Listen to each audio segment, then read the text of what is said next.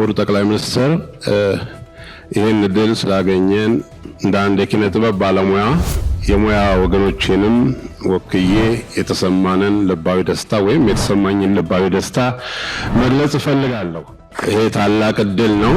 ስለ ኪነ ጥበብ እዛም በምንወያይበት ሰዓት ይሄ ሙያ አንድ ሐሳብ ያለው ኪነ ጥበብ ሁለት አፍ ያለው ሰይፍ ሳይሆን አንድ አፍ ያለው አንድ አንደበት ያለው ኃይል እንደሆነ በመነጋገር እኛም ከአባቶች ከቀደሙ እናቶች የጥበብ አባቶች የወረስነውን አንድም ስናለማ አንድም ስናጠፋ ዛሬ እዚህ ላይ ደርሰናል። ባጠፋነው ይቅር የሚል ባለማነው ደግሞ እሰይ የሚል ማህበረሰብ ስላለን እኛ የኪነ ጥበብ ሰዎች እንግዲህ በዛሬው ዕለት ደግሞ ይህን እድል አግኝተን ከእርሶ ጋር ለመወያየት ደስ ብሎኛል። አንድ ታላቅ የሀገሬ ጸሐፊ ኪነት ተግባሯ መጋረጃዋን ከፍታ ጸዳሏን ማሳየት ነው ይላል። ይህን የተናገረው ታላቁ ጸሐፊ በዓሉ ግርማ ነው። የኪነ ጥበብ ተግባር መጋረጃዋን ከፍታ ጸዳሏን ማሳየት ነው። ይህ ማለት ተግባሯ አንድና አንድ ነው። ጸዳል ብርሃን ነው።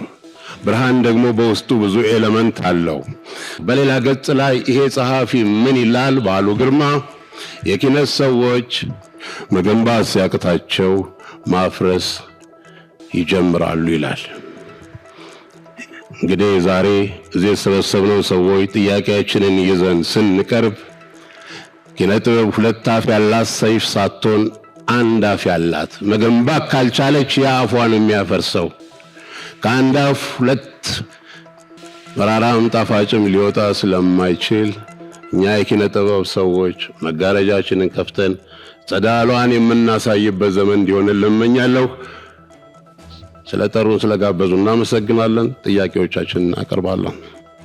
እንደዚህ ከጫፍ እስከ ጫፍ ያለ የኪነ ጥበብ ባለሙያ በአንድ ጣራ ስር ተሰብስበን እየመከርን በፍቅር ለእርሱ ያለንን ጥያቄ እንድናቀርብ እድል ላመቻቸልን ለጠቅላይ ሚኒስትር ጽሕፈት ቤት እጅግ አድርገን በጣም አድርገን እናመሰግናለን።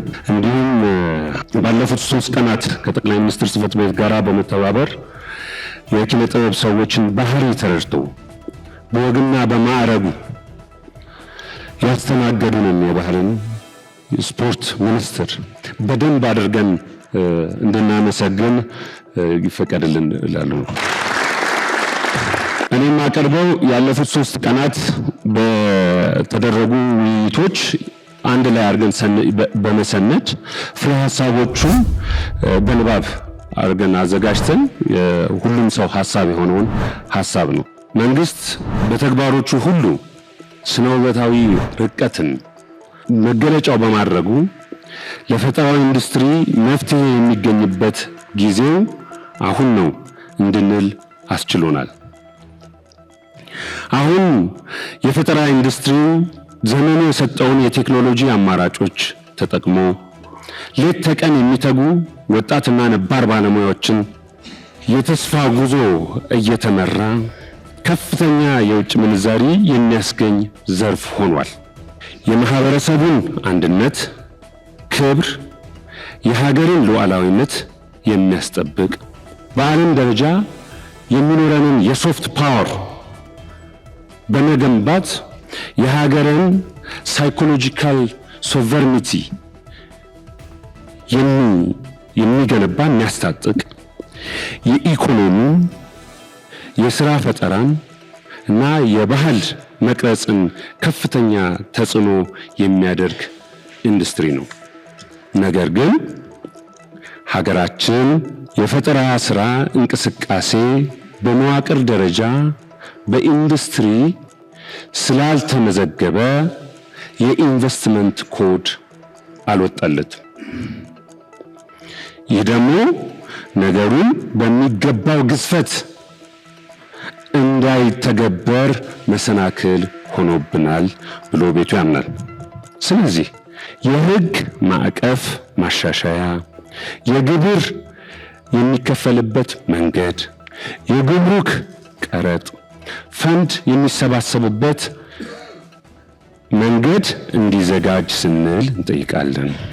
የሀገራችን የኪነ ጥበብ ሕግ በጊዜው ያልታደሰና በዘመኑ ለሕግ መነሻ ተደርገው የተወሰዱት ነጥቦች ከአሁኑ ዘመን ጋር የተለየ መርሆ እንዳላቸው ታሳቢ በማድረግ መዝናኛ ኢንዱስትሪ ከኢምፖርትድ ከሆኑ የመጠጥ የሲጋራ መካከል ከማይበረታቱ ዘርፎች ውስጥ ተመድቦ ቆይቷል።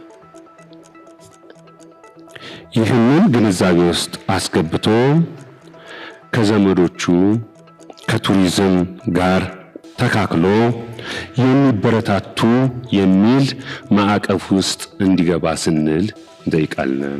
ዓለም አቀፋዊ የሆነው ውድድር እና የኢንዱስትሪው ታዳጊነት በማገናዘብ ባለሙያና ባለሀብቶች ተበረታተው የማያዳግም እድገት ውስጥ እንዲገቡ እንደ ታክስ ሪሊፍ ያሉ የማበረታቻ ስርዓቶች ቢበጅለት፣ የሙያ ዘርፎች የራሳቸውን ባህሪ በመረዳት ተገቢ የሆነ የታክስ አፈጻጸም ስርዓት በጋራ ተወያይተን የምናበጅበትን መንገድ ቢስተካከል የሚል ጥያቄ አለን። የፈጠራ ኢንዱስትሪው መገልገያ ዕቃዎች ውድ፣ በፍጥነት ተቀያያሪ፣ በቴክኖሎጂ እድገት ውስጥ በመሆናቸው ኢንዱስትሪው በዓለም አቀፍ ያለውን ስታንዳርድ መቋቋም፣ ማሸነፍ እና መምራት እስኪችል ድረስ የአቅም ውስንነት እንዳያጋጥመው ከቀረጥ ነፃ አማራጮች ቢደረጉ፣ የፈጠራ ስራ ዋጋ አለው። በተለይ በፋይናንስ ተቋማት አካባቢ ዋጋ ተሰጥቶት የሚታይበት አመለካከት ሊቀየር ይገባል። በራሱ ሀብት ነው። ዋጋው የሚተመንበት ስርዓት አበጅቶ ከፋይናንስ ተቋማት ጋራ በጋራ የምንሰራበት ማዕቀፍ እንዲበጅ። የባህልና የፊልም ፖሊሲዎች ጸድቀዋል። ይሁንና ሌሎች ዘርፎች ፖሊሲ ያልተዘረጋላቸው መሆኑ ተነስቷል በውይይታችን ውስጥ። በመሆኑም ያልተዘጋጀላቸው በጋራ እንዲዘጋጅላቸው፣ ለተዘጋጀላቸው ደግሞ እንዲሁም ተፈጻሚ ያፈጻጸም መንገዱ እንዲደረግ፣ የፈጠራ ስራ የዘመኑን የዲጂታል እና የኤአይ አብዮት ያማከለ ዋነኛ ተግባሩ ከፈጠራ ስራ ጋር የተቆራኘ የዲጂታል ፕላትፎርም ማበልጸጊያ ያስፈልገዋል። ከኤአይ ኢንስቲትዩት ጋራ ከቴሌኮሙኒኬሽን እንዲሁም ከኢንሳ የመሳሰሉ ዲጂታል ላይ በጣም የበለጸጉ ተቋማት ጋራ በጋራ የምንሰራበትን ማዕቀፍ ቢመቻች፣ እነዚህ ነገሮች ተረድተው የነገሩንም ጥልቀት ተረድተው መልካም ምላሽ እንደምናገኝ ተስፋ እናደርጋለን። አመሰግናለሁ። ክቡርነቶ፣ በቅድሚያ መመካከር ከሁሉም ነገር ይበልጣል በሚለው የማይለወጥ እሳቤውና ተግባራዊ ቁርጠኝነቶ ለኢትዮጵያ ዋልታና ምሰሶ የሆኑ የተለያዩ የሙያ ዘርፎች መኖራቸው ቢታወቅም ሙያችን በሀገርና ሕዝብ ጉዳዮች ላይ የሚኖረው አስፈላጊ ሚና ግንዛቤ ሰጥተው ለመመካከር ስለጋበዙን እንደ ጥበብ ማህበረሰብ ደግሞ ለሁለተኛ ጊዜ የዚህ ዕድል ተግባራዊ ተጠቃሚዎች ስለሆንን በራሴና በወከሉኝ አንጋፋ ዕውቅ የጥበብ ባለሙያዎች ስም ምስጋናዬን አቀርባለሁ። በሰለጠነው የዓለም ክፍል የጥበብ ታሪክ ውስጥ በተለይም ከ5ኛው መቶ ክፍለ ዘመን ቅድመ ክርስቶስ ማለት ነው እስከ 15ኛው መቶ ክፍለ ዘመን መካከለኛው ዘመን እንዲሁም ሬኔሳንስ የምንለው 16ኛው እስከ 20ኛው የዘመን አብሮት ክላሲዝም፣ ሮማንቲሲዝም፣ የዘመናዊነት ዋዜማ የምንላቸው ክፍለ ዘመናት ሁሉ በተፈጠረው የጥበብ ታሪክ ውስጥ የነገስታቱ ድጋፍ ለጥበባት እጅግ የላቀ ቦታ የያዘ እና ሀገረ መንግስታቸውን የሚያጸኑበት መንገዳቸው እንደነበር ታሪክ በደንብ ይነግረናል። በዚህም ሳቢያ በዓለም ላይ ከፍተኛ ሀገር ታሪክ አስቀምጠው አልፈዋል በሚባሉ መሪዎች ጥበብን በውል ተረድተው የተጠቀሙት ናቸው።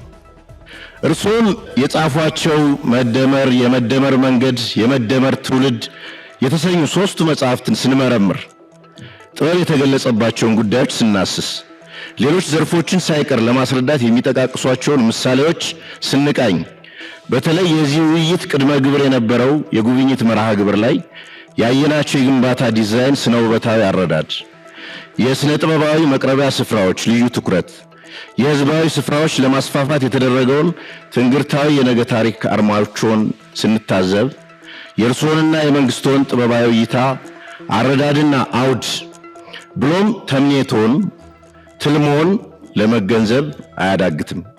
ይህን በማሰብ በማሰላሰል በሙያውና ሙያተኛው ላይ ተግዳሮት የሆኑብንን የጋራ አንኳር ጥያቄዎችን እንደሚከተለው ለማቅረብ እሞክራለሁ። የመጀመሪያው የቅጂና የተዛማጅ መብት ጉዳይ ላይ ነው። እንደሚታወቀው የሰው ልጅ እምቅ የፈጠራ አቅሙን ተጠቅሞ የሚሰራቸው ልዩ ልዩ ጥበባዊ ስራዎች የሚከበሩበት፣ የአእምሯዊ ንብረት ጥበቃ የሚካሄድበት፣ የቅጂና ተዛማጅ መብቶች ተግባራዊ የሚሆኑበት ህግጋቶች በአግባቡ ተደንግገዋል። አዋጆችም እንዲሁ ወጥተዋል። የኢትዮጵያ የአእምሯዊ ንብረቶች ባለስልጣንም በጥሩ ሁኔታ ተደራጅቶ ተቋቁሟል። ነገር ግን እንደ ሌሎች የዓለም ሀገራት የሮያሊቲ ክፍያ ስርዓት እስከዛሬ ድረስ ተግባራዊ ባለመሆኑ ከያንያኑ በአእምሯዊ ንብረቱ እንዳይጠቀም ዋናና ወሳኝ ህጋዊ መሰረት ያለው የሮያሊቲ ክፍያ መመሪያሽ ጭራሹኑ ከተግባራዊነት ልኩ ተሻግሮ ሐሳቡ በራሱ መደብዘዙ ለብዙ ጠቢባንና ሙያው እድገት እክል ሆኖ ይገኛል። በቅጂና ተዛማጅ መብቶች ሮያሊቲ የክፍያ ስርዓት ላይ የህግ ኢንፎርስመንት ተከናውኖ ወርቅ የገጠመው ተግባራዊ ውጤት የጥበብ ዘርፍ ላይ እንዲሁ እንዲደገም እንጠይቃለን። ሁለተኛ የፌዴራል የሙያ ማህበራት ጉዳይ ነው። በሌላው ዓለም ሀገራት ስንመለከት አንድ የሙዚቀኞች ማህበር፣ አንድ የተዋንያን ማህበር፣ አንድ የሰዓሊዎች ማህበር፣ ራይተር ጊልድስ፣ ዲሬክተር ጊልድስ፣ ፔይንቲንግ ጊልድስ ነው የሚባሉት በሌሎች ዓለማት ማለት ነው። በመላው ሀገራችን እና እነዚህም በመላው ሀገራቸው ቅርንጫፍ ጽሕፈት ቤቶች ያቋቋሙ የሙያቸውንና የሙያተኞቻቸውን መብትና ጥቅም ያስከብራሉ። የኛ ሀገር ልምምድና የአደረጃጀት መንገድ ከእንዲህ አይነቱ ልምድ እጅግ የተለየ ሆኖ እናገኘዋለን። ከሙያም ወጥተው በእድሜ በጾታ የመሳሰሉት ምክንያቶችን የተለያዩ የሙዚቀኞች ማህበር፣ የተለያዩ የተዋንያን ማህበራት፣ የተለያዩ የሰዓሊያን ማህበራት፣ የፊልም ሰሪዎች ማህበርና የፊልም ፕሮዲውሰሮች ማህበር በሚል ሳይቀር እየተለያየ በአንድ ዘርፍ 2-3 ማህበር ተመስርቷል። ይሄውም ጠንካራ የጥበብ ሙያተኞችና ሙያዊ ማህበራት እንዳይኖሩ አድርጓል። ለዚህ ዋና ምክንያቱ የሙያ ማህበራትን ለመደገፍና ለማስተዳደር የወጣው መመሪያ ለምዝገባ የሚያስፈልግ የአባላት ቁጥር መስፈርት ቁጥራቸው 5 እና ከዚያ በላይ የሙያተኞች ሰርቲፊኬት እስካቀረበ ድረስ ማህበር እንዲመሰርት አዋጁ መፍቀዱ መቻሉ ተጠቃሽ ችግር ነው። በዚህም የተነሳ ፌዴራል ላይ ተንጠልጥለው ታችኛው እርከን ያላካተቱ ተግባርና ኃላፊነታቸው በአግባቡ መወጣት የሚቸግራቸው የመወከል ተጠየቅ በብዛት የሚቀርብባቸው ቋሚ የሚመስሉ ተመሳሳይ አመራሮች የሚታዩባቸው በርካታ ማህበራት አሉ። ለሙያውም ሆነ ለሙያተኛው ሲባል ክትትልና ቁጥጥር የሚደረግበት ስርዓት ጠበቅ ብሎ ቢጠናከር ለተሻለ አደረጃጀታዊና ስብስባዊ ባህል ይፈጠር ዘንድ ጠንካራ ድምጸት ያላቸው የጥበብ ማህበራት ይከሰቱ ዘንድ የሙያ ማህበራትን ለመደገፍና ለማስተዳደር የወጣው መመሪያ ታይቶና ተሻሽሎ እንዲተገበር የጥበብ ቤተሰቡ ይጠይቃል። ችግሩ በእኛ ብቻ ሳይሆን በሌሎች የሙያ ማህበራትም ሊከሰት እንደሚችል በሰፊው መገመት ይቻላል። ሶስተኛው በተገነቡና ሊገነቡ የሚታሰቡ ጥበባዊ ስፍራዎችን በተመለከተ ጥበብ በህይወታችን ላይ ውበትንና የኑሮ ትርጉምን በስፋት ይጨምራል። ይህም ለከፍተኛ የህይወት ኑሮ ደረጃ መሻሻል በእጅጉ አስተዋጽኦ ያደርጋል። ይህን ግምት ያደረገ በአዳዲሶቹ ፕሮጀክት ውስጥ ውብ የጥበብ መድረኮችን ይሁነኝ ተብሎ ታስቦ በመሰራቱ በወዳጅነት ፓርክ፣ አድዋ መታሰቢያ ሙዚየም፣ በእንጦጦ ፓርክ፣ ኮይሻ፣ ጎርጎራ፣ ሀለላ ኬላ ወዘተ በእነዚህ ሁሉ ለተደረገው ትኩረት የጥበብ ባለሙያው በሙሉ በእጅጉ እንኮራለን፣ ምስጋናም እናቀርባለን። ከትናንት ጉብኝታችንም እንደተረዳ ነው ታሪክ ሲጠበቅ፣ ጥበብ ሲከበር፣ ለጥበብ ተብሎ ሰፋፊ መሰረተ ልማት ሲሰራ፣ የጥበብ ማዕከል የሆነውም የሰው ልጅ ክብር ሲሰጠው ተመልክተናል። በእነዚህ ፕሮጀክቶች የጥበብ ስራዎቻችን ለማቅረብ በእጅጉም ተነሳስተናል። ውብ ሆነው የተሰሩት የመቅረቢያ ስፍራዎች እንጠቀምባቸው ዘንድ ግልጽ ስርዓት ቢበጅላቸው፣ አብዛኞቹ የቤት ውጭ ትርኢት ማቅረቢያ ስፍራዎች በመሆናቸው የቤት ውስጥ ትርኢትን በተለይ በመላ ሀገራችን በወጉ ያላጣጣም ነው በመሆኑ ዘመነኛ መድረኮች፣ የስዕል ጋለሪዎች፣ የፊልም ማሳያ ስፍራዎች፣ የኮንሰርት ማቅረቢያ ስፍራዎች የመሳሰሉትን በክልሎችና ከተማ አስተዳደሮች ታቅዶ ቢሰራበት፣ በተለይ የሚቸግረንና የጎደለን ነገር የሙያ ዝንባሌ መለያ ማበልጸጊያና ማሳደጊያ ሴንተሮች በክልሎችና ከተማ አስተዳደሮች ቢቋቋሙ፣ ለህዝባዊ ስፍራነት የተቋቋሙ ለስብሰባና መሰል ድርጊቶች ባይውሉ፣ የሁለቱም ፕሮቶኮሎች በእጅጉ ስለሚለያዩ ማለት ነው። የሀገርን የጥበብ አቅጣጫና ጥበብ የሚያድግበትን መንገድ በትክክል ለመትለም የሚያስችል የማትጊያ መንገዶችንም የሚያመላክት ሀገራዊ የጥበብ ፖሊሲ በሀገር ደረጃ ለመኖሩ የጥበቡን አካሄድና የሚያድግበትን ስልት ተገዳድሮታል። ከዚህም በላይ ጥበበኛው ሆነ መንግስት ሚናቸውን አውቀው ድርሻቸውን እንዳይወጡ እንቅፋት ይሆናል። ስለሆነም ብሔራዊ የጥበብ ፖሊሲ እጅግ አስፈላጊ መሆኑ ታምኖበት ተግባራዊ ምላሽ ይሰጠን ዘንድ እጅግ በአክብሮት እንጠይቃለን። አመሰግናለሁ። ላለፉት ዓመታት መንግስት የተመረጡ ፕሮጀክቶችን እድል በማመቻቸት ለትውልድ የሚተላለፉ ለሀገር ታሪክ የሚሰሩ እንደ ሰርከስ ሴንተር በአፍሪካ የመጀመሪያ የሆነው የሰርከስ ማሳያና ማሰልጠኛ ማዕከል፣ ሴንት ጆርጅ ጋለሪ በአይነቱ የተለየና ዞማ መንደርን የመሳሰሉት በጥቂቱ የሚጠቀሱ ናቸው። ለዚህም መንግስት ለጥበብ ትኩረት መስጠቱን ያመላክታል። ለዚህም ደግሞ ትልቅ ምስጋና ይገባቸዋል። ላለፉት 3 ቀናቶች ከተለያዩ የሀገራችን ክፍሎች የመጡ ባለሙያዎች እርስ በራሳችን በመተዋወቅና በመማማር በተለያዩ ቦታዎች በመዘዋወርና በመጎብኘት ትልቅ ዕውቀትን ያገኘን ሲሆን ትልቅ ኩራትም ተሰምቶናል። ይህንን እድል አመቻቸው መንግስትና ለባህልና ስፖርት ሚኒስቴር ልባዊ ምስጋና እናቀርባለን። ሀገራችን ኢትዮጵያ ብዝሃነት የሚታይባት ውብ ባህልና ጥበብ ያላት ሀገር ናት። ይህች ታላቅ ሀገር ዓለም አቀፍ የኪነ ጥበብ መዳረሻ እንድትሆን ደረጃውን የጠበቁ ሀገራዊ፣ አህጉራዊና ዓለም አቀፋዊ ይዘት ያላቸው ኮንሰርቶች፣ ፌስቲቫሎች፣ አውደ ርዕዮች፣ የጥበብና የዕደ ጥበብ ዝግጅቶችን በማቅረብና በሰፊው ቀደም ብሎ በማስተዋወቅ ዓለም አቀፍ ተደራሽነት ባለው መልኩ የሀገራችንን ገጽታ ከመቀየር አልፎ ሌሎች ተያያዥ ሴክተሮችን የሚያነቃቃ በኢትዮጵያ ኢኮኖሚ ግንባታ ላይ ትልቅ አስተዋጽኦ ያደርጋል። ለዚህም ትልልቅ ፌስቲቫሎች ማየት ይቻላል። ለምሳሌ ወማድ የሙዚቃ ፌስቲቫል እንግሊዝ ሀገር የሚገኘው ከ600 ሺህ በላይ የውጭ ሀገር ዜጎች አቴንድ የሚያደርጉት፣ አደላይድ ኢንተርናሽናል ሰርከስ ፌስቲቫል አውስትራሊያ ላይ የሚገኘው ነው። ከ740 ሺህ በላይ ከተለያዩ ሀገሮች ሄደው ይጎበኙታል። ኤደንብራ ኢንተርናሽናል ሰርከስ ፌስቲቫል ስኮትላንድ የሚገኘው ነው። እሱ ደግሞ ከ4 ሚሊዮን በላይ ከውጭ ሀገር እየተጓዙ የሚያዩት ፌስቲቫሎች አሉ። ይህንንም መንግስት ሀሳቡን እንዲያበረታታ ስንል እንጠይቃለን።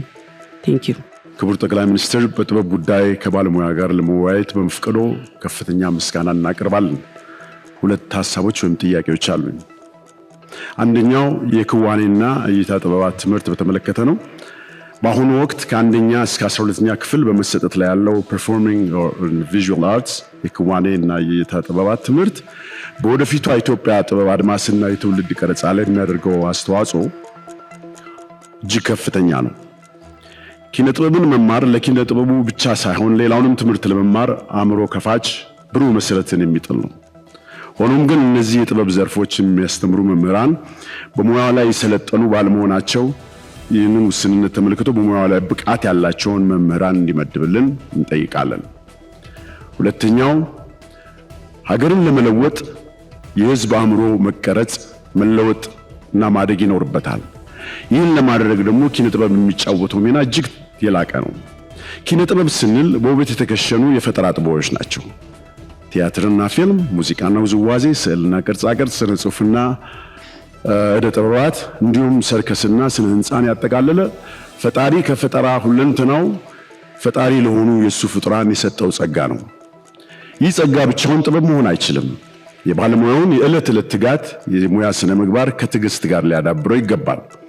ከዚህ በተጨማሪ ዛሬ ካለንበት የአርቲፊሻል ኢንተለጀንስ ዘመን ከወቅቱ ጋር አብሮ ለማዘመንና ዓለም አቀፍ ብቃት ያለው ኪነ ጥበብ ለማቅረብ እንዲቻል ተከታታይ የሆኑ የሙያ ስልጠና አስፈላጊ ነው።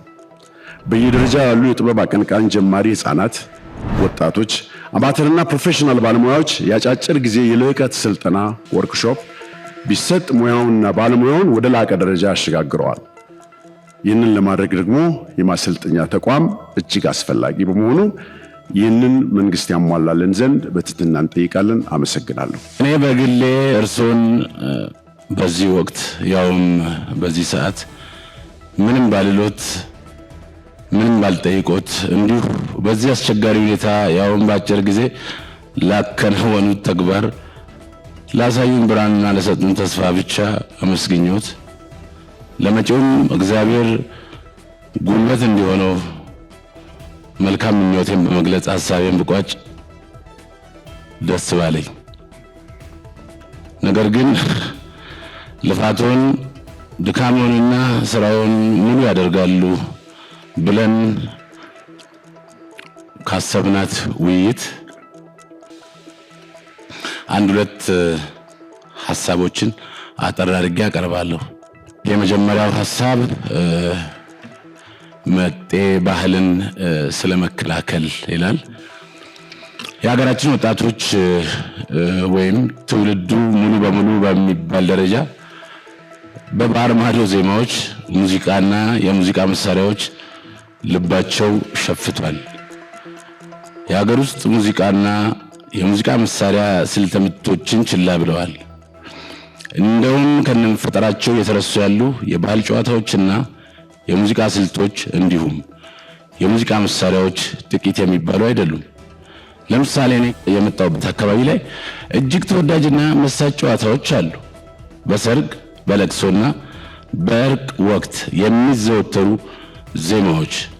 በዓለም ላይ ረጅሙ የሙዚቃ መሳሪያ የሚገኘው እዚሁ እኔ ከመጣሁበት አካባቢ በወላይታ ዳውሮና ኮንታ ሆኖ ሳለ ዲንኪያ ወይም ጫቻ ዘያ ተብሎም ይጠራል። ሆኖም ግን ከላይ በተገለጹ ችግሮች ምክንያት እየተረሱና እየጠፉ የሚገኙ በመሆናቸው የጥበብና ብዝሃ ባህል ለሀገር እድገትና ለውጥ ብሎም ለፖለቲካዊ ዳራ ያለው ሚና ቀላል ስላልሆነ መንግስት ይህን በመገንዘብ ትውልዱን ከመጤ ባህል ለመከላከል ምቹ ሁኔታ ይፍጠር። ከጥበብ ቤተሰብ ጎን በመቆም ጭምር ይህን ቱባ ባህላችንን ይዘን ዓለምን በመዞር በእርሱ አመቻችነት ቻይና ላይ የነበረውን ልምድ ልውውጥ አይነት ተግባራትን በማዘውተር የጥበብ ስራችንን ለባህር ማዶ ሀገራት የማሳየት ልምድን በመቅሰም የሀገር በቀል ቱባ እውቀቶችን የማበረታታት ስራ መሰራት አለበት እንላለን። ሁለተኛው ሐሳብ ካውንስል ስለ ማቋቋም ባህለ ስሪተ መሰረታችንን ምንጭ ያደረገ የእውነተኛ አገልጋይ የጥበብ ውጤቶች ለሰብአዊ ብልጽግና አገልግሎት ለሚሰጡ የመንግስትም ሆነ የግል የጥበብ ተቋማት ግለሰቦችና ቡድኖችን የሚያበረታታ በትምህርትና ስልጠና በሀብትና በቁሳቁስ የሚያበረታታ ስርዓት ለመገንባት የሚያስችል ተቋማዊ መፍትሄን መስጠት ያስፈልጋል። በጥናትና ምርምር የሚሰሩ ለህብረ ብሔራዊ ሀገራዊ አንድነት የሚተጉ የጋራ ማንነትን ለመገንባት ለሚደክሙ ለራስ ባህል ክብር ለሚሰጡ ለሀገራዊ እድገት ለሚታትሩ የጥበብ ተቋማት፣ ቡድኖች፣ ግለሰቦችና ስራዎቻቸው ዕውቅና የሚያገኙበት ስራዎቻቸው ተደራሽ የሚሆኑበትን መንገድ የሚያመቻች መንግስትና የጥበብ ማህበረሰቡ በጋራ የሚመክርበት ብሔራዊ የጥበባት ምክር ቤት ወይም ካውንስል፣ የፖሊሲ የጥናት ግብዓት የዘርፉን ሁለንተና በጥናትና ምርምር የሚያጠና የጥበብ አካዳሚ ተቋም ወይም ኮሚሽን ማቋቋም ያስፈልጋል። ለዚህም ሚኒስቴር መስሪያ ቤቱና የጥበብ ባለሙያዎች በጋራ እውን እንዲሆን ለማድረግ መንግስት የማይተካ ሚና አለውና ክቡርነቶ በዚህ ጉዳይ ላይ ሐሳቡን ቢያጋሩን አመሰግናለሁ። ክቡር ጠቅላይ ሚኒስትራችን አበባ ተውባ በልጽጋ ባየናት ስንል የምንመኛትን ኢትዮጵያን በዘርፈ ብዙ ልማት መስኮች ስላሳዩን ለተሰሩ ስራዎች እጅግ አግራሞትና አድናቆት አለኝ። ይህን ለመናገር ምንም ሌላ ነገር ሳያስፈልግ ጤናማ መሆን ብቻ በቂ ነው። እናም ሁሌም ከጎንዎት ነን።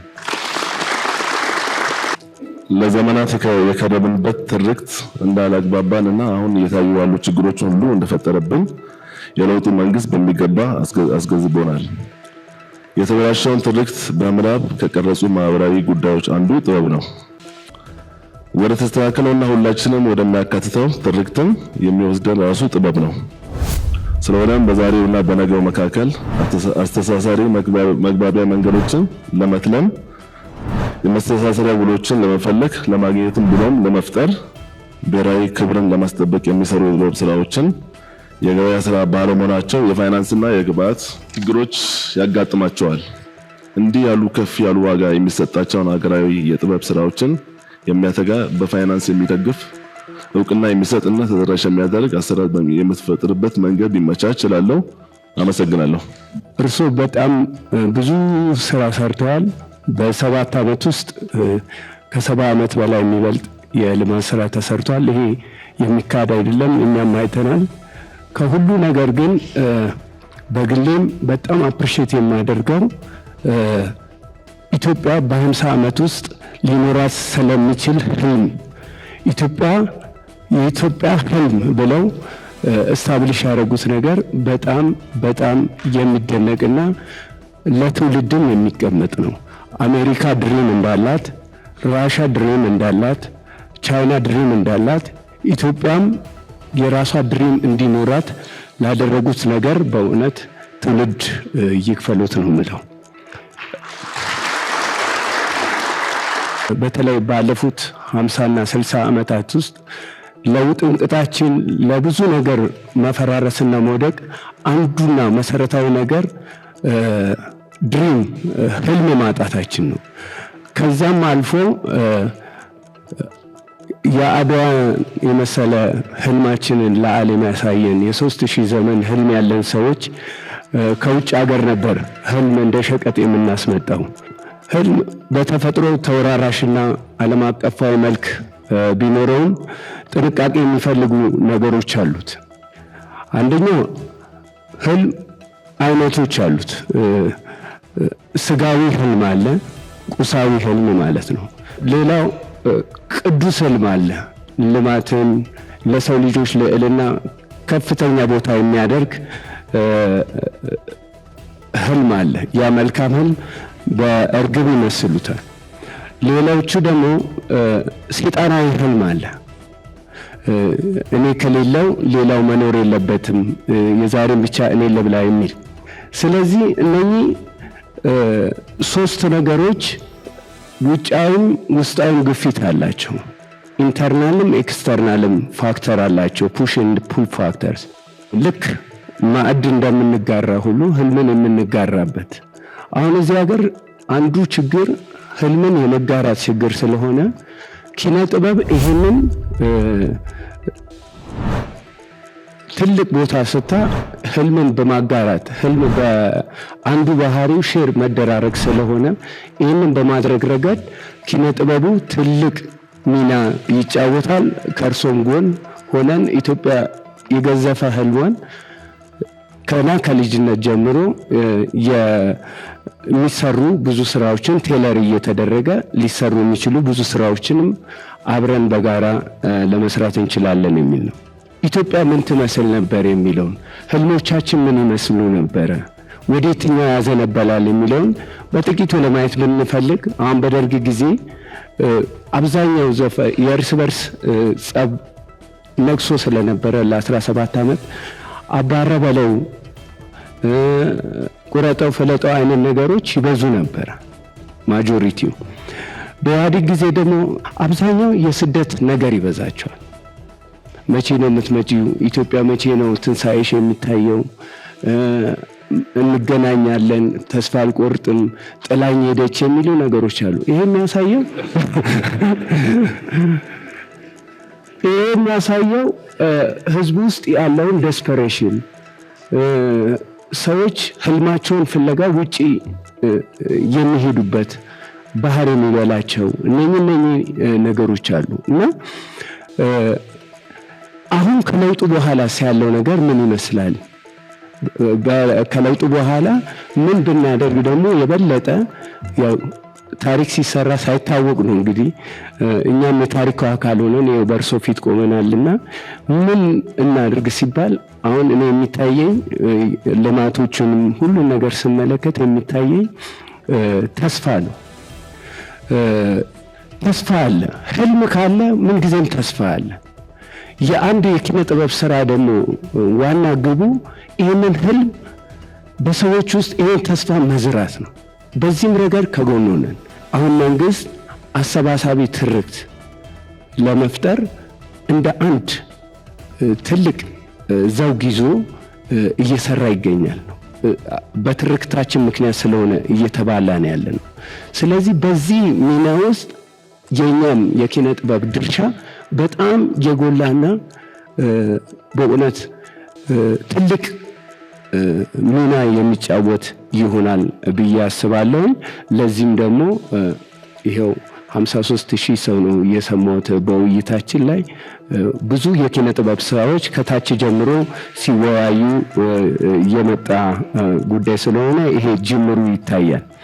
ኢትዮጵያ ህልሟ ከ50 ዓመት በኋላ ምን ይሆናል የሚለውን የዛኔ ሲነገር እንደሰማሁት የኢትዮጵያ ህልም ተብሎ የተቀመጠው በአፍሪካ ግዙፍ ኢኮኖሚ የምታንቀሳቀስ ተጽዕኖ ፈጣሪ የሆነች ሀገር ትሆናለች ተብሎ ነው የተቀመጠው። እንግዲህ የአንድ ሀገር የኪነ ጥበብ ህልምም የሚቀዳው ከሀገሪቱ ህልም ላይ ነው። ስለዚህ በአፍሪካ ግዙፍ ኢኮኖሚን የሚያንቀሳቅስ በአፍሪካ ብሎም በዓለም አቀፍ ደረጃ ተጽዕኖ ፈጣሪ የሚሆን አርት ይኖረናል የሚል አርቲስቶች ይሄ ግምት አለን። ለዚህ ደግሞ እንግዲህ እዚህ ውስጥ 3 መሰረታዊ ነገሮች ተቀምጠዋል። ግዙፍ ኢኮኖሚ የሚለው ነገር አለ። የኢኮኖሚ ሪፎርሙ ጋራ የኛም ሚና አንድ ላይ ቢያያዝልን። ሌላ አፍሪካና ዓለም አቀፋዊነት የሚል ነገር አለ። ከዚህ ጋር ደግሞ በዲፕሎማሲ የመጣው ሪፎርምና የተገኘ ውጤት አለ። እሱን ደግሞ የበለጠ ኪነ ጥበቡ ሊያጎላ የሚችልበት መድረክ ይኖራል። ሌላው ተጽዕኖ ፈጣሪ ነው። ተጽዕኖ ዝም ብሎ የሚመጣ ጉዳይ አይደለም። ከመንግስትና ከህዝብ ጋር እጅና ጓንት ሆኖ መስራት ያስፈልጋል። በእውነት ዛሬ ሰብስበውን ታግሰው ካሉት ውድ ጊዜ ውስጥ ለኛ ሰጥተው ይሄንን ላሳዩልን ነገር ክብረት ይስጥልኝ፣ እድሜና ጸጋ ይስጥልኝ። አመሰግናለሁ። ለኛ ትኩረት አድርገው ስለወዩን እግዚአብሔር ያክብሮት፣ እድሜና ጤንነት ይስጦት። በቅድሚያ አሁን ያለው ትውልድ እድለኛም ነው፣ ባለ ታሪክም ነው፣ የታሪክ ባለቤትም ነው። ምክንያቱም አባቶቻችን ጦር ሰልገው በጋሻ መክተው የመጣብንን የውጭ ጠላት ኪነ ጥበብ ቀድማ ድል አድርገው የድል ብስራት ሰጥተውናል። በህይወት ያለው ህዝብ ባለ ታሪክ ነው፣ የታሪክ ባለቤት ነው፣ ሊኮራ ይገባዋል ነው የምለው። ሁለተኛው ወደ ባህር በር ጥያቄ ስንመጣ ያለንን የነበረንን በታሪክ አጋጣሚ የወሰዱብንን የራሳችንን ነው የምንጠይቀው። አሁን እኛ ይሄ የእርሶ ጥያቄ የኢትዮጵያ ጥያቄ ቢሆንም ከኪነ ጥበቡ አንጻር ደግሞ ምን ማድረግ ይኖርብናል? ሁለተኛ ታሪክን መስራት ይኖርብናል። ሂስትሪ ለልጆቻችን የምናወርሰው ነው። ይሄ ለቀጣይ የእርሶ ህልም አዲስ ትውልድ መፍጠር፣ ለልጆቻችን ምቹና ጽዱ የተመቻቸ መፍጠር፣ ማስተማር፣ ታሪክን ማውረስ ነው። ከኪነ ጥበቡችን እኛ ከራሳችን ስራ ስንነሳ ይህ ትልቅ የቤት ስራ ነው። ይህን ትልቅ የቤት ስራ በተለያየ መልኩ በራሱ ፊልድ ይህን ነገር ማንጸባረቅ፣ ህዝቡ ላይ ለህዝቡ ጆሮ ማድረስ፣ ህዝብና መንግስትን ማገናኘት ትልቅ የስራ ድርሻ ይኖርብናልና ይህንንም በዚያ አጋጣሚ እኛም ቀልን ገባ ኪነ ጥበቡን ሊሰራበት ይገባልና አመሰግናለሁ። በእውነት ማመሰግኖት ለኪነቱ ቅርብ የሆኑ አመራር መሪ ስለሆኑ ትልቅ እድል አለን። ይህን እድል ተጠቅመንበት አንድ ደረጃ ከፍ ማድረግ እንችላለን። ምንድነው በኢንተርናሽናል ሌቭል ፌስቲቫሎች ትልቅ አድቫንቴጅ አላቸው ቱሪዝም ለመሳብ። እኔ ለምሳሌ በቺካጎ በነበረኝ ኤክስፒሪየንስ የዛሬ 28 ዓመት ቴስት ኦፍ ቺካጎ የሚባል ፌስቲቫል ተጀመረ። እዛ ላይ ፓርቲሲፔት አድርጌ ነበረ።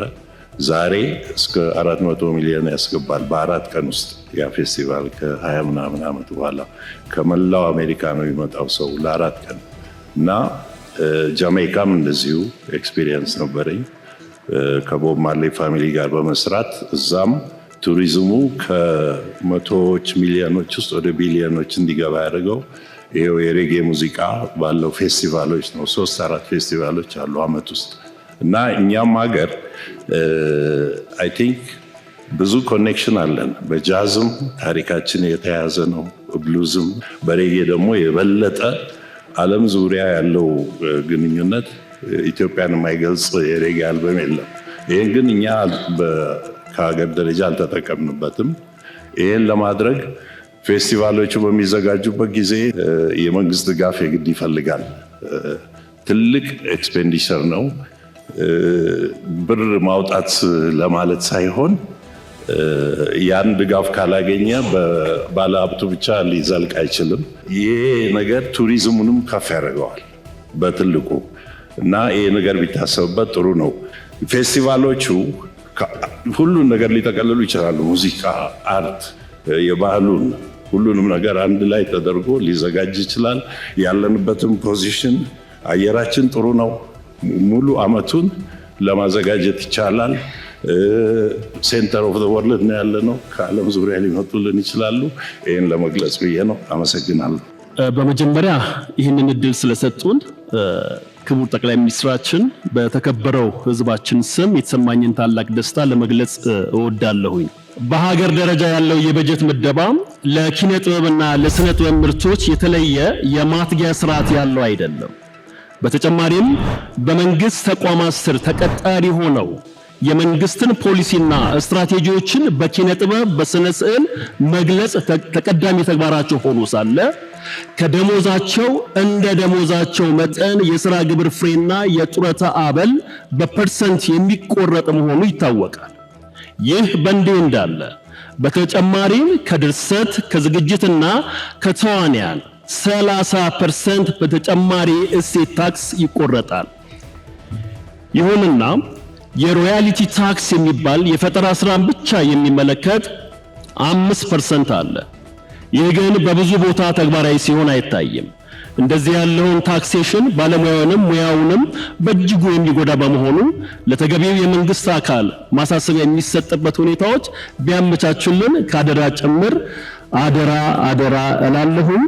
ክቡር ጠቅላይ ሚኒስትር ዶክተር አብይ አህመድ የዳውሮ ህዝብ፣ የዳውሮ ሰው፣ የዳውሮ እናት ስለርሱ በደንብ ይጸልያል፣ በደንብ ይወዶታልና በዚህ አጋጣሚ ስለ ዳውሮ ብዙ ስራ ስለሰሩ ከኛ በላይ ስለኛ ስለሰሩ ቤተሰባዊነቱን፣ አባትነቱን፣ መሪነቱን በደንብ ስላሳዩን እናመሰግኖት እንወዳለን።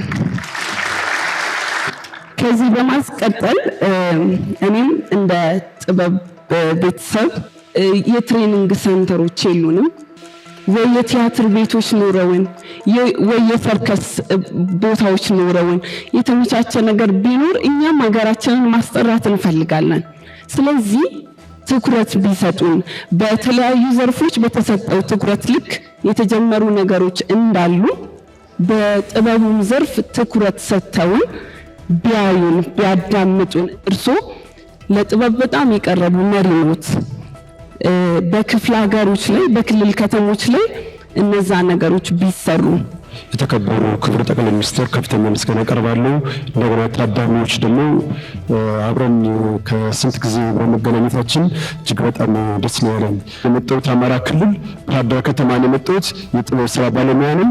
ገበታ ለሀገር በየክልሉ እየተቋቋመ ነው። አማራ ክልል ላይ የጎርጎራ ሌሎችም እንደዚህ መዳረሻዎች እየተሰሩ ያሉ ሀይቅ እንግዲህ እነዚህ የቱሪስት መዳረሻዎች በአካባቢው ያሉ የጥበብ ስራ የባህል ስራ በጣም ያስፈልጋሉ። በምናውቃቸው ቱሪስቶች የሚወዱት ብዙ የአገልግል መሰል ነገሮች አሉ የሚፈልጉት። እሱን ነገር ደግሞ ከከተማ አስተዳደሩ ጋራ በተለይ መንግስት እነዚህ ነገሮች በፖሊሲ ደረጃ መውረድ ያለባቸው። ለምሳሌ ባለፈው በቱቶሪያል የተማርነው ትምህርት ላይ የጥበብ በኢትዮጵያ ማንሰራራት በሚለው ብዙ ነገር ነው ኢትዮጵያን በጥበብ ብቻ ትልቅ ደረጃ ማድረስ እንደሚቻል ነው እዛ ትምህርቱ ላይ የተማርነው ያሉ። ከዛ የተነሳ ደግሞ እኛም በያለው ቦታ ላይ ጥበብን በየሀገር ድርሻ ማሳደግ የሚገባን እንደ ሀገርም እንደ ግል መያዝ አለብን። ለምሳሌ መንግስት እንደ ኢንቨስትመንት ተብሎ በብዙ ቦታ ላይ የብረታ ብረት ኢንዱስትሪ ሁሉ እንደሚዳብረው ጥበብ ደግሞ እንደዛ የሚዳብርበት ነገር መፈጠር አለበት። ሚኒስትር ኢትዮጵያ ዶክተር አብይ አህመድ ሌሮ ትጃለላ አርቲስቶታ ሁንዳው አራውሊን ቀብደኒ ፉለ ኸይሰን ድረቲ ኑመሪዎቺ ሁሱ ኸይሰን ገለኒ ኸይሰን ጉዳዳ ዱራን ዱርሴ ani mootummaa badhaadhinaa waan inni hojjete galatoonfatuun barbaada. Kan kaleessa daawwachaadhaa turre kanarraa aansee biyyi kuni amata torba dura nuti keessa turre amata torbanii asitti piyaasa kana hunda biyya kana qushaasha kana aragdanii jannata fakkeessisanii akkasumatti mootummaa badhaadhinaa jechuun saaqaa dukkana garummaa jechuudha dhugaa kootitti. Akkasuma mootummaa badhaadhinaa jechuun walqixxeessaa mirga sabaa sablammummaa jechuun isaa qaceeleetiin arge. Akkasumatti mootummaa badhaadhinaa jechuun daandii ibsaa karaa walabummaa jechuudha. gonfachiisa sabaa sablammii hundaan mirga abbaa biyyummaa kan ta'e galanni mootummaa badhaadhinaa waa hundirra dhugaatuu nama gammachiisa.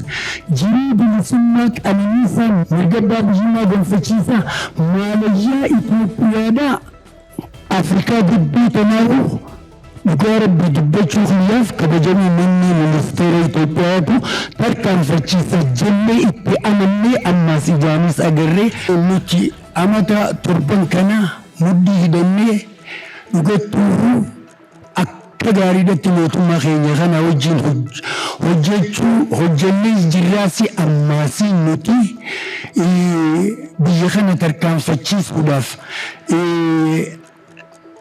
warra ammaan tana gartee kaayoo keenya kana gufachiisuudhaaf olola hafarsu kanaas irra bobbaanee dandeettii teenyaan mootummaa cinaa dhaabbannee ummata keenya jajjabeessuu sabaa sablammootaas jaalalaan tokkoomsuu olola diinni keenya gartee gabrummaa duratti irra tarkaanfanneessan nurra deebisuudhaaf gartee huttifatu kana fashaleessuudhaaf arraas boruu isin maddiidha jirraa galanni keessan guddaadha umrii nu dheeradhaadha kabajaa ulfina argadhaadha gaaddisa qananii tahaadha aduu samiirraa iftu tahaadha nu boonsiftanii galatoomaa isiniyya. ኪነ ጥበብን የሚያውቅ የሚረዳ መሪ ማግኘታችን እድለኞች ነን። ይህ ደግሞ የመደመር መጽሐፍ እኛ እንደምንጽፈው ዝም ብሎ መጽሐፍ አይደለም። ኢትዮጵያን ለማበልጸግ መንገድ የሆነ ርዕዮተ ዓለም ነው። በዚህ ርዕዮት ደግሞ ኪነ ጥበብ ትልቁን ድርሻ እንዲወጣ መንገድ ሆኖ መቀመጡ በጣም ትኩረት መሰጠቱን የሚያሳይ ስለሆነ በድጋሚ መሰግኖታለሁ። ኪነ ጥበብ ያለው አደረጃጀት እንደ ሀገር ዝብርቅርቅ ያለ ነው። ሲጀምር ባህልና ስፖርት አለ ሚኒስቴር ላይ፣ ባህልና ቱሪዝም የሚባል ሌላ ክልል ላይ ይኖራል። ሌላ ክልል ላይ ኪነ ጥበብ ባህልና ኪነ ጥበብ ይላል። የወረደ ሲሄድ ደግሞ አንዱ የዩኒቨርሲቲ ነው፣ አንዱ በቦርድ ነው የሚተዳደረው፣ አንዱ በቱሪዝም ስር ነውና እነዚህ ዝብርቅርቅ ያሉ አደረጃጀቶች በተገቢው ለሀገር ማበረከት ያለበትን ኪነ ጥበቡ እንዳያበረከት የራሱ የሆነ አሉታዊ አስተዋጽኦ ስለሚኖረው ከዚህ አንጻር በተገቢው ታይቶ ውጤት ማምጣት የምንችልበት ነገር አደረጃጀቱ ቢሰራ። ሌላው ትርክት ላይ የወል ትርክትን ለመገንባት ኪነ ጥበብ ሙያን በዚህ ላይ መስራት እንዳለበት የመንግስት ኢኒሼቲቭ እንደሆነ እያየነው ነው። አሁን ቅርብ ጊዜ ወዲህ ማለት ነው። ግን ወደ ተግባር ስንገባ ትርክቶች አሁን በየአካባቢያችን ያሉ ትርክቶች የተራራቁ ጠርዝና ጠርዝ ጫፍ ላይ ያሉ ናቸው። የአንዳችን ጀግና የአንዳችን ገዳይ የሆነበት፣ የአንዳችን የምናከብረው አንዳችን የምናረክሰው ያለበት ስለሆነ ኪነ ጥበብ አንዱን አንስቶ ቢሄድ የሚገነባውን ያክል ደግሞ የሚያፈርስበት ሁኔታ እንዳይመጣ ስልጠናዎች ያስፈልጋሉ። ወደ መሃል የፓርቲውን ሴንተሪዝም ባህሪ ተለልቶ እነዚህ ልዩነቶችንም ወደ አንድ ማምጣት የምንችልባቸው ነገሮች ካልመጡ በስተቀር ኪነ ጥበቡ በልማት አድ ማድረግ ያለበትን ከመጨመር ይልቅ በተቃራኒው ሊሆን እንዳይችል እሱ ላይ መሰራት ያለበት ቢሰራ መልካም ነው። ያው ሰው መደመር መጽሐፎ ላይ ብዙ ነገር ብሏል። በተለይ ስለ ኪነ ጥበብ የመደመር ትውልድ ዋነኛ ባህሪው ጥበበኝነት ነው ብለው ነው የገቡት። ይሄ ዘርፍ ደግሞ የምናምና የስሜት ምግብ ነው ብለው ይገልጹታል። ሰው በሀገራችን ብዙ ኢኒሼቲቮች አሉ በእርሰው አማካኝነት የመጡ።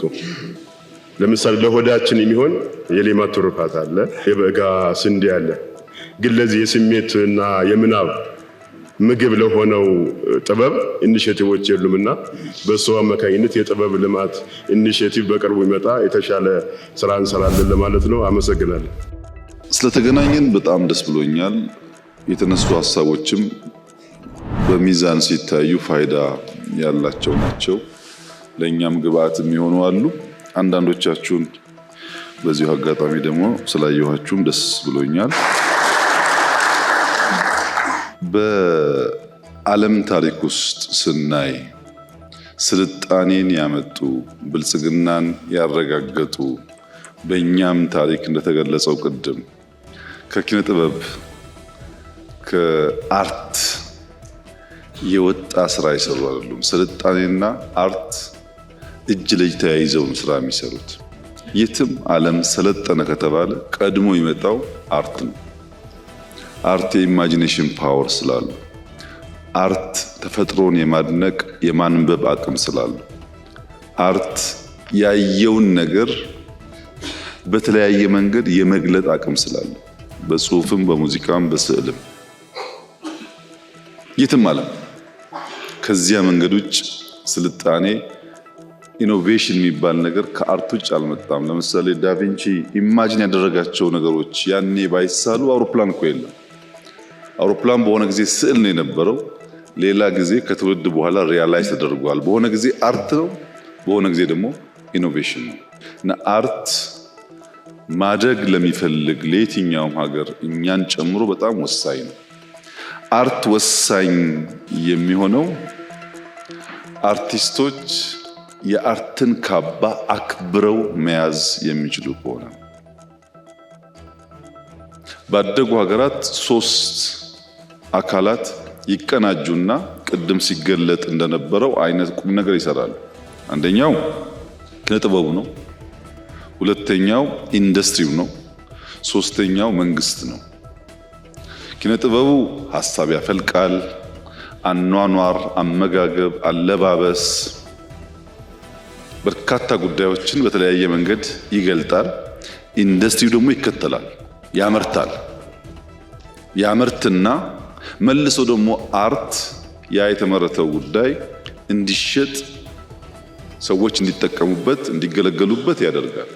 በዚህ ጊዜ መንግስት ንግድ ስለሚሳለጥ ገንዘብ ያገኛል፣ አውድ ያመቻቻል፣ ህግ ያስከብራል።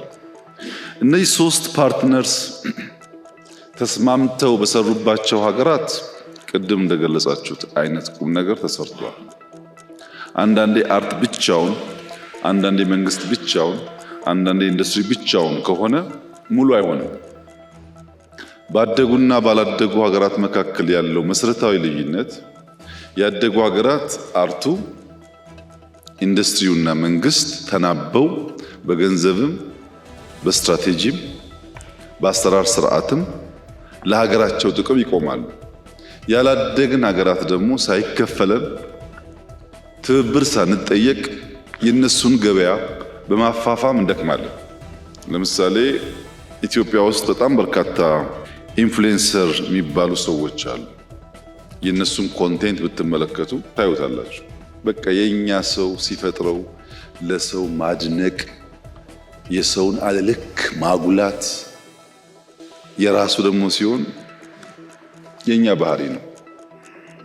በዚያ ምክንያት ስብራት ያጋጥመናል። የድህነት ስብራት ይሄ ነው። በራስ መተማመን፣ ራስን ማክበር፣ የራስን መውደድ ሳይሆን የሌላ ማድነቅ ይጠናወተናል። ይህንን ስብራት እንድጠግን ውይይት ያስፈልጋል። እረ በቃን፣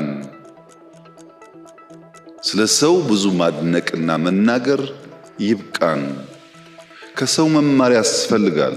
ነገር ግን እኛ ውስጥ ያለው ሀብት ያን ያክል የሚራከስ የሚጣጣል ሆኖ አይደለም። የሚጎል ነገር አለ። ያ የሚጎለውን ነገር ለመሙላት በተወሰነ ደረጃ የአርቱ ማህበረሰብ፣ መንግስት ተግባብተው አንድ ሀሳብ ይዘው የዚህን ሀገር ብልጽግና የልጆቻችን እጣ ፈንታን በመስራት ላይ አብረን እንቁም ነው። የውይይቱ ዋነኛ ዓላማ ይሄ ነው። ከኛ አንጻር ምን እያደረግን ነበር የሚለውን በጥቂት ለማንሳት፣ በመጀመሪያ አርት የመድረክ ማድመቂያ ማሟሟቂያ ነው የሚል እምነት መንግስት የለውም። እንደዛ አይደለም አርትን የምናየው። እናንተም በስፋት ገልጻችኋል። አርቱ ካልተጠናከረ በቀር ብልጽግና የሚባለው ጉዳይ ኢትዮጵያ ውስጥ ሊመጣ እንደማይችል ምንም ጥርጥር የለውም። አርት በጣም ከፍተኛ ሚና ነው ያለው። ለአንድ ሀገር ጎልቶ አብቦ አድጎ ለመታየት እንዲበቃ የማይተካ ሚና ነው ያለው። የጋራ ትርክትን ገንባ የሚል መንግስት አርትን የማይጠቀም ከሆነ፣ ለብልጽግና መሰረት እንጣል የሚል መንግስት አርትን የማይጠቀም ከሆነ ህልም ብቻ ነው የሚሆነው፣ አይሳካም። እንዲሳካልን ካስፈለገ መናበብ ያስፈልጋል። የዛሬ 6 ዓመት ተኩል ገደማ እዚህ አዳራሽ ሳወያያችሁ አንደኛ ወንበሩ ቀይ ነበር፣ መጋረጃው ቀይ ነበር፣ ፊት ወደዛ ይዞር ነበር። ትዝ ይላችሁ ከሆነ አሁን እኮ አርት ነው የራሱ። ሌላ ቦታ መሄድ ያስፈልጋችሁ። ያኔ የነበረን ውይይት ይህ ሴክተር በተገቢው ሚናውን ካልተወጣ በቀር ምናስበውን አንድነት፣ ምናስበውን ሀገራዊ እድገት ማረጋገጥ አንችልም የሚል እምነት ነበር። ተወያየን፣ የተግባባን መሰለኝ። ከዚያ በኋላ መደመር ሲወጣ በተለይ ገጽ 154 አካባቢ የእሴትን ግንባታ ለመደመርም ለመበልጸግም ያለው ሚና በግልጽ አሳይቷል። በእኛ በስልጠና ዶክመንቶቻችን፣ በውይይቶቻችን እናንተ የማታውቋቸው በሙሉ የአርት ጉዳይ ይነሳል፣ እንወያይበታል። በዲዛይናችን፣ በስራችን ያ ካልተሰራ በቀር የምናስበው ጉዳይ አይከወንም፣ አይሳካም ብለን ስለምናምን ከመደመር በኋላ ስራዎች ጀምረን ሁኔታውን ካየን በኋላ ግን የመደመር ትውልድ ላይ ኤስቴቲክን ቫልዩ የማያደርግ ተፈጥሮን ማድነቅ ውበትን ማድነቅ የማይችል ትውልድ የምንገነባ ከሆነ የሰራነውም ይፈርሳል፣ አስፓየር የምናደርገውንም ማሳካት አንችልም። ስለዚህም ጥበብ እንደ ባህል ኢንዱስትሪ መታየት አለበት ብሎ ከገጽ 156 እስከ 76 ከ20 ገጽ በላይ የሚያወራው ስለ አርት ነው። ለእናንተ እኮ አይደለም፣ አፒዝመንት አይደለም። እሱ ካልተያዘ የምንለው ጉዳይ ስለማይሳካ ነው። ጄኔሬሽኑ እንደዛ መሆን አለበት። ተፈጥሮን የሚያደንቅ የሚገነዘብ መሆን አለበት። ሙዚቃ ቅድም አንድ ወንድሜ እንዳለው ስሜት የመቀስቀስ አቅም አለው። ግን ኢሞሽንን ብቻ አይደለም ፊድ የሚያደርገው ራሳችን እንድንመለከት ያለፈው እንድናይ መጻኢ ተስፋችንን እንድንሰንቅ የሚያስተምር ነገርም አለው። ዳንስ ብቻ አይደለም ሙዚቃ። እነዚያን ጉዳዮች ኢምብሬስ ማድረግ አለብን ብለን በጽሁፍ ካስቀመጥን በስልጠና አመራሮቻችንን ካሰለጠን በኋላ የጀመርነው ጉዳይ ከዚህ ቀደም በተለያየ ዘመን የተሰሩ ለዚህ ዓላማ የሚውሉ ተቋማት እና ቤቶች፣ አዳራሾች ማደስ ነው። አዲስ አበባ ላይ እንግዲህ ያሉ ሲኒማ ቤቶች ከሞላ ጎደል ያልተነካካ የለም። በማንም ዘመን ይሰራ የኢትዮጵያ ሀብት አምሮ ጸድቶ መሸጋገር አለበት ብለን እናስባለን። አሮጌውን ስንሰራ በቂ አልነበረም። ለምሳሌ ሜጋ አምፊ ቲያትርን ብንወስድ እዛ አካባቢ ያለውን ነገር በአብዛኛው አፍርሰናል። ግን ሜጋን አላፈረስንም ብቻ ሳይሆን ዘሆል ከባቢውን በሚቀይር መንገድ ነው የሰራነው። አዳራሹን ብቻ አትመልከቱ። ከባቢው ላይ የወጣው ኢንቨስትመንት ብዙ ነው። ያ ከባቢ ሲያምር ነው ቦታው ፈላጊ የሚኖረው። አሁን ታሪክን ቫልዩ ባናደርግ ሰይጣን ቤትን አፍርሶ ጂ+10 መገንባት ብዙ ሲኒማ ቤት መገንባት ይቻላል። ግን ታሪኩም በራሱ የራሱ ቫልዩ ስላለው እሱ ሳይነካ ከባቢውን ያንን አዳራሽ የሚያስብ የሚያሳይ አድርጎ መስራት ይሻላል። ያንን ካደስን በኋላ በቂ አልነበረም። የነበሩ ሲኒማ ቤቶች በቂ አልነበሩ። አሁን አዲስ አበባ ላይ ብቻ እዚህ ፍላሚንጎ አካባቢ ወደ G+12 ህንፃ እየተገነባ ነው። ያያችሁት ይመስለኛል የምታውቁ ሰዎች። የወጣቶችና ህፃናት የሚባል እዛ ውስጥ በርካታ አዳራሾች አሉ ለሲኒማ ለቲያትር የሚውሉ። እዚህ ሰንጋተራም ሲደመር G+10 የማያንስ ወደታችንና ወደ ላይ ያለው እንደዚሁ አይነት ኮምፕሌክስ አለ። ተጨማሪ ግንባታ ያስፈልጋል በሚል እምነት አድዋ ሲገነባ ሲኒማ ቤት አለ። የሰራናቸው ቦታዎች በሙሉ አምፊ ቲያትር የሌለው አርትን ኢምብሬስ የማያደርግ ስዕል የማይታይበት ቦታ የለም። አላላ ኬላ ብትሄዱ ሙዚየሙ ቅድም እንደሚያነሳው ሙዚየሙ የሚያሳየው እነዛን የሙዚቃ መሳሪያዎች ነው። ጨበራ ብትሄዱ ኤቭሪዌር ሙዚየሞች አሉ። ጎብኚው በተወሰነ ደረጃ የከባቢውን ትራዲሽናል ኢንስትሩመንትስ የሚያይበት የሚያቅበት የሚለማመድበትን መንገድ የሚያሳይ ነው። በነካነው ሁሉ ውስጥ እንደዛ ካደረግን በኋላ ፕራይቬት ሴክተርም ቢሆን ተሞክሯል። ቅድም እህቴ እንዳነሳችው ቤተ ጊዮርጊስ ሙዚየም እና ጋለሪ፣ ዞማ እንዲሁም ኢትዮ ሰርከስ በፕራይቬት ደረጃ እንጦጦ ውስጥ እየገነቡ ነው። አጋጣሚ ሶስቱም ሴቶች ናቸው። በጣም ብርቱ ሴቶች ናቸው። የነሱ ስራ ሲወጣ ከነሱ ደግሞ አለፍ ሲባል የአዲስ አበባ ዩኒቨርሲቲ አርት አካዳሚ ግንባታውን ገንብተን ነው የሰጠነው። ያንን ቦታ ለአርት ማሳያ እንዲሆን በፒኤምኦ ተገንብቶ ነው የተሰጣቸው ለዩኒቨርሲቲው። እነዚህ ቦታዎች እንጦጦን ጨምሮ የተዋቡ አሁን ኮሪደሩ ሲመጣ ደንበኛ የፊልም ከባቢ መሆን ይችላል እና ከግንባታ አንጻር ከአዲስ አበባ ውጪ በሰራናቸው ስራዎች አዲስ አበባ በተሰሩ ስራዎች አርትን በንግግርና በጽሁፍ ብቻ ሳይሆን በተግባርም ቸል ያል አይመስለኝም። በቂ ነው ወይ ያላችሁ እንደሆነ አይበቃም። ከሀገር እድገት እና የመንቃት ደረጃ ጋር እየጎለበተ ይሄዳል። የተሰሩ ስራዎች ለእናንተም የተሰሩ ስለሆነ በጽሁፍ በእድሳት ብቻ ግን አይደለም። በትምህርት ስርዓት ቅድም እንዳላችሁት ከአንደኛ እስከ 12ኛ ክፍል ድረስ አርት በካሪክለም እንዲካተት ተደርጓል። ከዚያ ውጪ በገነባናቸው ከ30,000 በላይ መዋዕለ ህጻናት መሰረታዊ የሚባለው ትምህርት አርት ነው፣ መሳል ነው። በስዕል የመጻፍ አቅማቸውን፣ ሀሳባቸውን የመግለጥ ልምምዳቸውን፣ ከሰው ጋር የመስራት ባህላቸውን እንዲያገሉ ነው። ካሪክለሙ አሰራሩም እሱ ነው።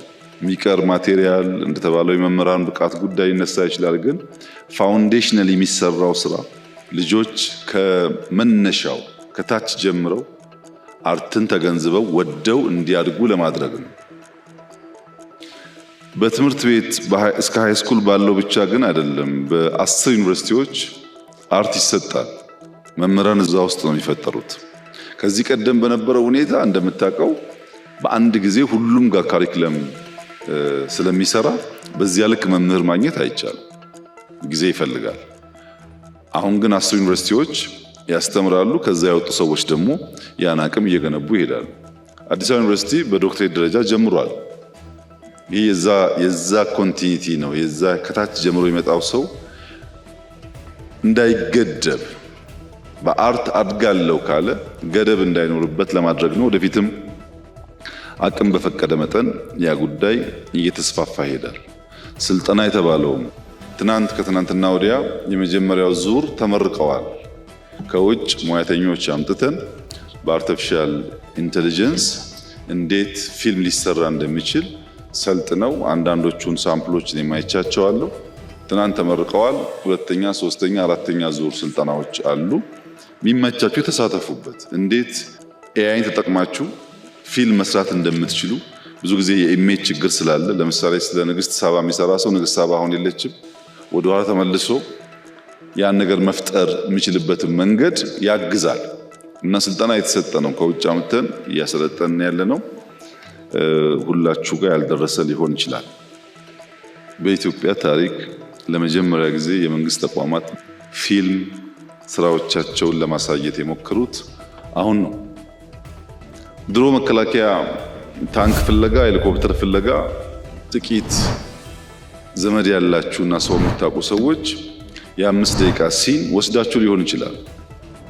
መከላከያ ግን አጠቃላይ ኢንዱስትሪውን የሚገልጥ አየር ኃይል የሚገልጥ ስራ አሰርቶ አያውቅም። አርቲፊሻል ኢንተለጀንስ፣ ኢንሳ፣ ኒስ ማን የቀረው? ሰርታችኋል እኮ እናንተ ናችሁ። እነዛ ቴክኖሎጂዎች እንዲወጡ ሰው እንዲያያቸው የሚያደርግ ስራ ግሪን ሌጋሲ ላይ በሁሉም ስራዎቻችን ፊልም ለመጠቀም ሙከራ ይደረጋል። በቂ ነው ወይ? አይደለም። እና በእኛ በኩል እንደዚህ አይነት ሙከራዎች ነበሩ። በምንሰራቸው ስራዎች፣ በምንጽፋቸው ጽሁፎች፣ በስልጠናዎቻችን በተቻለ መጠን አርቱን ማሳደግ የሚችል ስራ ለመስራት ሙከራዎች ነበሩ። በእናንተ በኩል እናንተ ፈትሹት። የሃይማኖት ጉዳይ ሲነሳ፣ የብሔር ጉዳይ ሲነሳ ነገር የሚያጫጩሁ እንዳሉ እናውቃለን። ስለማናውቅ አይደለም። ድሮ እንደሚደረገው መዝጋት ስለማንችልም አይደለም። ግን አርት ነው። እነሱ አርቱን ስላላከበሩት እኛም መልሰን እነሱን ባለማክበር አርቱን ማራከስ የለብንም በሚል ነው የታለፈው እንጂ ከኛ ምንዳ እየተጋራ መልሶ ደግሞ የሚሰራ ሰው እንዳለ ስለማናውቅ አይደለም።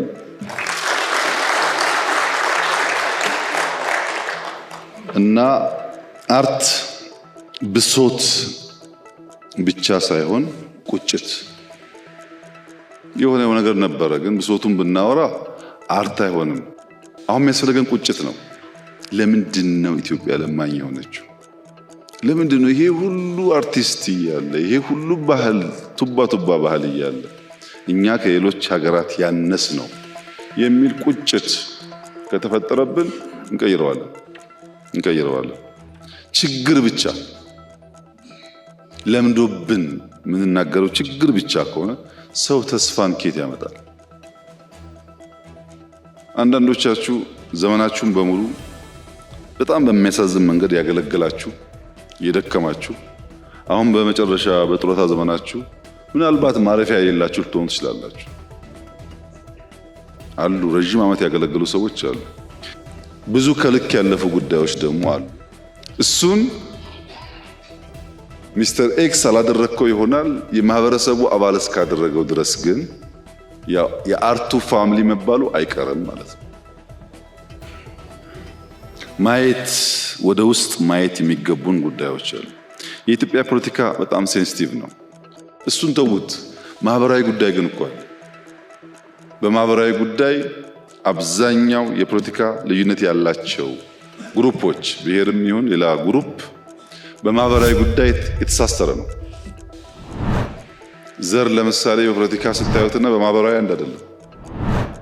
አንድ ቀበሌ ሄዳችሁ እድር ብታዩ እቁብ ብታዩ ብዙ ጊዜ ዘር አይጠየቅም። እድርና እቁብ ላይ ጉርብትና ነው የሚታየው። እና ፖለቲካው ሴንሲቲቭን ትተን ማህበራዊ ጉዳዮች ላይ ለምሳሌ ጥላሁን ስለቀጠሮ አስደማሚ ነገር ተናግሯል።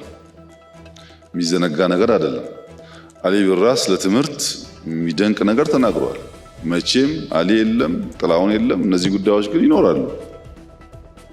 በዚያ መንገድ ማህበራዊ ጉዳይ ላይ ያተኮረን ነገር ማድረግ ብትችሉ የናሬሽን ግንባታው የምታስቡትም ነገር የመምጣት እድሉ ሰፊ ነው እና አርት በመንግስት ብቻ ሳይሆን በየትኛውም መስክ መታወስ፣ መነገር፣ መዘከር አለበት።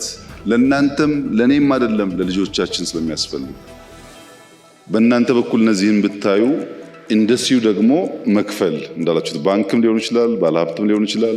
ኢንዱስትሪው ደግሞ መክፈል ማስተራት ቢለማመድ አብዛኛው ጉዳይ መልክ እየያዘ ይሄዳል። ኢንዱስትሪው እንዲያድግ አርት ኢትዮጵያ ማደግ አለባት። አሁን ቅድም የተጠቃቀሱ ሀገራት ለምሳሌ ቱርክ የዛሬ 35 ዓመት ይሄ ነው የሚባል አርትና ፊልም አልነበራት። 10 ዓመት ደግሞ እንዳያችሁት የቱርክ ፊልሞች መጥተዋል። እድገት ሲመጣ አብሮ ይመጣል ማለት ነው። የህንድ ፊልም ያው ታውቃላችሁ ድሮ የነበረውን አሁን በጣም አድጓል። እንደ ድሮ አይደለም፣ ከአቅማቸው ጋር አድጓል። ኮሪያ ተመልከቱ፣ አቅም እያደገ ሲሄድ ቋንቋቸውን ልጆች የሚሞት በፊልም ነው። የኛም ምንም ጥርጥር የለውም። ብዙ ባህል ስላለ ብዙ መግለጥ የሚችሉ ሰዎች ስላሉ የጊዜ ጉዳይ ነው እንጂ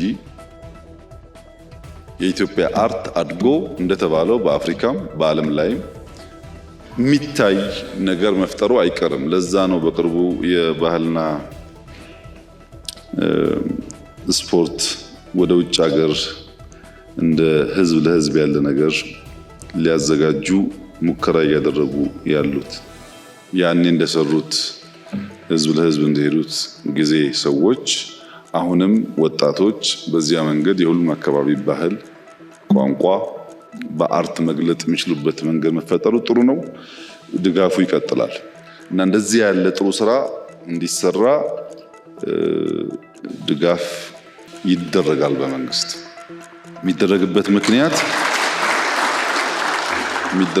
ምክንያት ፋይዳ ስላለ ወደፊት ትንሽ አቅም እየጎለበተ ሲሄድ ደግሞ በየቦታው በሀገር ውስጥ ብቻ ሳይሆን በውጭም በየቦታው ኢንቨስት እናደርጋለን። ከአርት ጋር ተያይዞ ሴንተር ያስፈልገዋል። ገብቶኛል በደንብ ግን እኛም ዞን ያላችሁ አጠብቁ። ወደፊትም ሆሊውድ ያለው ኤልኤ ነው እንጂ በየስቴቱ አይደለም ያለው። ይህ እኮ በጣም ኤክስፔንሲቭ ኢንቨስትመንት ነው። በየቦታው ውስጥ ከሆነ ማን ነው ማኔጅ የሚያደርገው? እንደዛ እኮ አይደለም አርት። ቤቱ እኮ ብቻ አይደለም አርት። አንድ ቦታ ሁለት ቦታ እንኳን ኢትዮጵያ ካላት ለአንዳንድ ሲን ደግሞ ሊወጣ ይችላል። ዋናው ሴንተር በየቦታው መገንባት ሳይሆን ዋናው ሴንተር በተሟላ መንገድ ሰምዌር ኖሮ ከዛ እየወጣን ወንጪም ሊሰራ ይችላል፣ ጎርጎራም ሊሰራ ይችላል፣ ኮንታም ሊሰራ ይችላል። እናንተ ማለም ብቻ ሳይሆን ህልማችሁ የሚከወን መሆኑን ማረጋገጥ ይፈልጋል። በየቦታው ስላማራችሁ ብቻ ሳይሆን የአማራችሁ ነገር የሚቆይ in your absence የሚቀጥል መሆኑን ማረጋገጥ ይፈልጋል። እሱም ብታረጉ ጥሩ ነው። በአራት ማዕቀፍ ጥያቄዎቻችሁን ብናይ የተነሱ ነገሮች እውነት ለመናገር የሚጣል ነገር የለውም። ብዙ ፋይዳ ያለው ነገር ነው ያነሳችሁት። ግን አንዳንዱ ዛሬ የሚሰራ፣ አንዳንዱ የዛሬ ዓመት፣ አንዳንዱ በሚቀጥለው ትውልድ ሊሆን ይችላል። በኮንሰፕት ደረጃ ትክክል ቢሆንም እኔ ብንሰራበት ብዬ የማስበው አንደኛው አመለካከት ላይ ነው። አመለካከት ላይ አርት መዝናኛ ብቻ አይደለም፣ ግብ ያለው ተልዕኮ ያለው ለሆነ ፐርፐዝ የሚሰራ ነው። አርት መሸጋገሪያ ድልድይ ብቻ አይደለም፣ መኪና እስክናገኝ ቤት እስክንገዛ ብቻ አይደለም። አርት አብሮን የሚሞት ነገር ነው። አርት የመጤ ባህል የሚከላከል ብቻ ሳይሆን የተደበቁ የእኛን ምርጥ ባህሎች የሚያወጣ ነው። እንደተባለው ነው መጤ ባህሎች በብዙ መንገድ ነው እየወረሩ ነው ያሉት። በብዙ መንገድ እነዚያን መጤ ባህሎች ለመከላከል የተከበረ ኢንዱስትሪ እንዲሆን ማድረግ ያለብን ነገር የአመለካከት ለውጥ ማምጣት ነው። በእናንተ በኩል አርት ማለት አነጋጋሪ መሆን፣ አወዛጋቢ መሆን ማለት አይደለም። በሆነ አጀንዳ ላይ የወጣችሁ አነጋጋሪ በመሆን ፌመስ በመሆን አርቲስት የሚለውን ካባ እየጣላችሁ ከሆነ አብሮ አይሄድም። የተለያየ ነገር ነው። አወዛጋቢነትና አርቲስት የተለያየ ነገር። ብዙ ሰው አወዛጋቢ በመሆን ጥበብ ብሶትን የምትገልጥበትን ምስጢራዊ ቋንቋ የሚያጠፋ ማለት ነው። አርቲስት ቋንቋ አለው የሚኮረኩር፣ ካስፈለገ የሚያስቅ፣ ካስፈለገ የሚያስለቅስ። ያን ቋንቋ ጥሎ በማንኛውም መደዴ ቋንቋ ከተጠቀመ እሱ አርቲስት አይደለም። አነጋጋሪ ለመሆን አክቲቪዝም እና አርቲስት መቀላቀል የተለያዩ ጉዳዮች ናቸው። በጣም አንድ አርቲስት አክቲቪስት መሆን ካማረው የአርቲስትነት ካባና ክብር እየወደቀ መሆኑን ማወቅ አለበት። አርቲስትና አክቲቪስት ልክ እንደ ድመትና እንደ አንበሳ ናቸው። ድመትና አንበሳ አንድ አይደሉም። በአማርኛ ዘይቤያዊ አነጋገር ግን ድመት እንደ አንበሳ ልትባል ትችላለች። እንደ ካለ ዘይቤ ነው።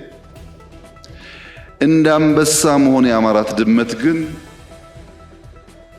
አይጥ የማደን አምሮቷን አሽቀንጥራ መጣል አለባት። እንደ አንበሳ መሆን እያማራት አይጥ እያደነች አይሆንም። አንበሳ አይጥ አያደንም። ልቧ እንደ አንበሳ ይፈልጋል፣ ውሎዋ ግን አይጥ ሰፈር ከሆነ ተለያዩ ማለት ነው። አርቲስት ይገርማቸዋል። በጣም ምርጥ አርቲስቶች ሳይቸግራቸው ይነካኩና መመለስ ያቅታቸው። እዩ ቆጥራችሁ አንዴ እዛ የተነካካ አርቲስት ያ የምታደንቁት የምትወዱት ሰው የለም፣ አሁን የለም። ምክንያቱም ያ ነገር ያበላሻል። ለምሳሌ ሐዲስ ዓለማየሁን ውሰድ። መቼም ፍቅር እስከ መቃብርን የሚያክል ደርዘ ብዙ መጽሐፍ ብዙ እንቅልፍ እንደሚከለክል፣ ብዙ ኩራዝ አይን እንደሚያስለቅስ፣ ብዙ አድካሚ እንደሆነ ለእናንተ መንገር አያስፈልግም። መጽሐፉን መከራ፣ ማሰቡን መከራ፣ ታይፕ ማድረጉን መከራ ነው በዛ ጊዜ። ግን አሁን አቶ አዲስ በየቀኑ ሰበር ዜና እያሉ አንዳንዷን ገጽ ቢጽፉ ኖሮ ፍቅር እስከ መቃብር ያኔም ማስተማሪያ አይሆንም፣ ዛሬም ፈልገን የምናገኘው አይሆንም ነበር። አክቲቪዝም ማለት የሰሞን እፍታ ማለት ነው። እናንተ በአርት በሙዚቃም ይሁን በፊልምም ይሁን በመጽሐፍም ይሁን ከትውልድ በኋላ እንኳን የሚያስተምር መቼም የእሳቸውን ስራ ዛሬ አይቶ የማይማር ሰው ያለ አይመስለኝም። ያዝናናልም ያስተምራልም። እንግዲህ ቦታችሁን መለየት ነው። እናንተ የየዕለቱን ሰበር ዜና ከፈለጋችሁ የአርት ካባ ስለወለቀ እንደ አርቲስት ዲማንድ ማድረግ አይጠበቅባችሁ። ቢኮዝ የአርቲስት ስራ እሱ አይደለም። አሉ እንደዛ የሚያሳዝኑ ሰዎች፣ በጣም ትልቅ ጥበብ ተሰጥቷቸው የሚያሳዝኑ ሰዎች አሉ። እሱን እናርመው። አመለካከት ይቀየር ስንል በአዋጅ አንቀይረው። እኛ ተቀይረን ነው የምንቀይረው። እኛ ሳንለወጥ እኛ ሳንቀየር እንዲሁ እንቀይር ብንለው ስለማይመጣ። ሁለተኛው ፖሊሲ፣ አሰራር፣ አደረጃጀት፣ በግብዓት አቅርቦት፣ የብቃት ማረጋገጫ፣ የስልጠና ተቋማት፣ ኢንቨስትመንት፣ ገቢ፣ መሰረተ ልማት ግንባታ በጣም ቁልፍ ጉዳይ ተነስቷል። እኛ እንፈትሻለን። ከእናንተም ሀሳብ ያላችሁ ሰዎች በተደራጀ መንገድ ለሚኒስትሩ ያቀርቡ። እንፈትሻለን። እኛ ማድረግ ያለብን ነገር ከግብዓት አንጻር ከብቃት አንጻር መስራት የሚገቡንን ጉዳዮች ፈትሸን እንሰራለን። በእናንተ በኩል ደግሞ ሀሳብ ካለ በተደራጀ መንገድ ይምጣ። ምክንያቱም በፖሊሲ ካልተደገፈ መንግስት ሚናውን ካልተጫወተ ኢንዱስትሪውን ማያነቃውም። የመጀመሪያውን ግን አትርሱ። መጀመሪያ የአርቲስት ካባ፣ አንዳንዴ እንደ ነጋዴ ሆነን፣ አንዳንዴ እንደ አክቲቪስት ሆነን፣ አንዳንዴ ፖለቲከኛ ሆነን እችኛዋን መጠቀሚያ ከሆነ አይሆንም። እሷን እናስተካክልና ዘንድ ደግሞ እንደ መንግስት ፖሊሲ ጉዳዮች እንፈትሻለን። እናርማለን፣ እናስተካክላለን ማክሲመም።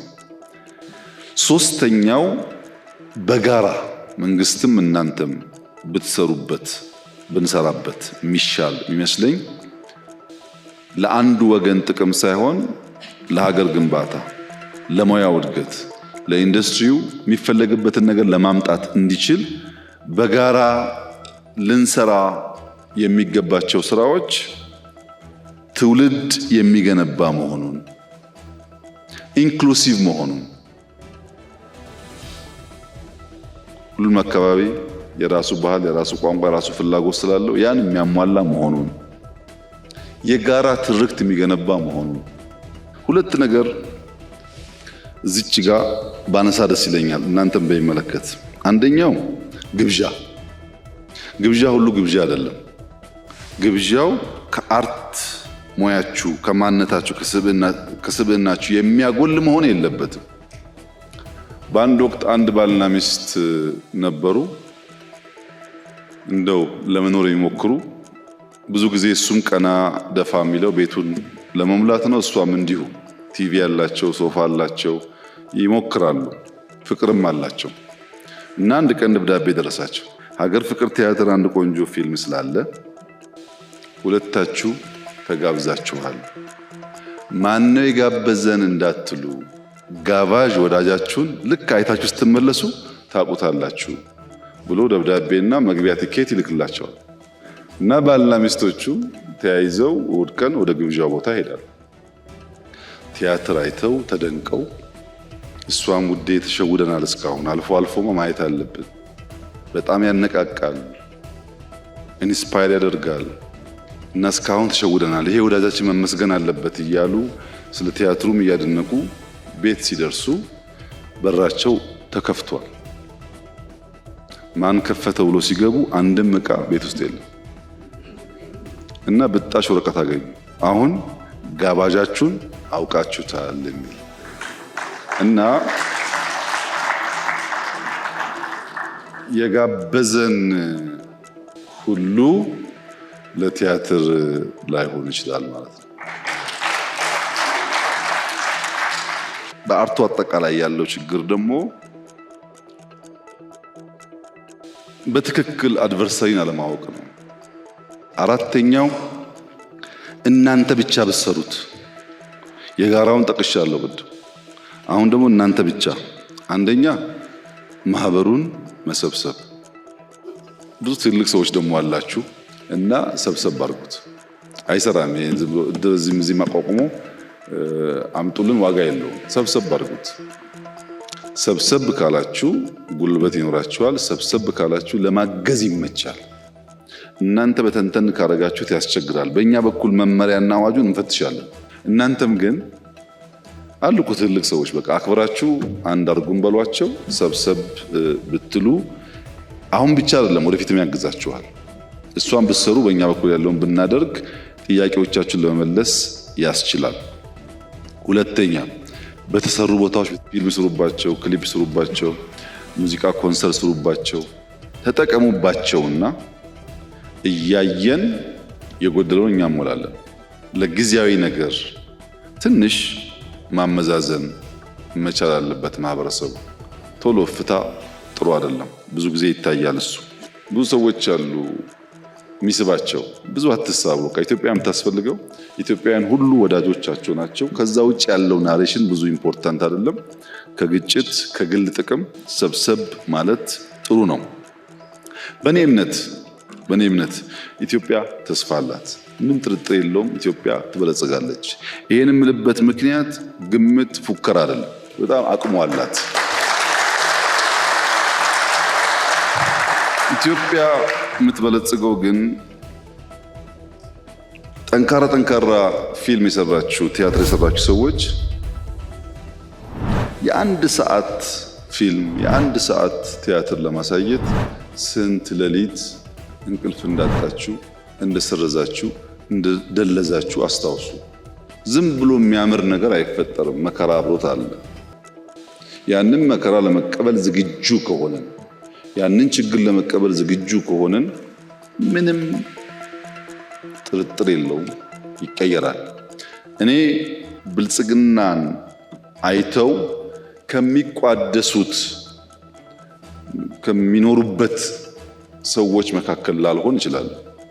ነገር ግን ምንም ጥርጥር የለውም የብልጽግናን ፋውንዴሽን ጥለው ከሚያልፉ ሰዎች ግን አንዱ ነኝ። ምንም ጥርጥር የለውም።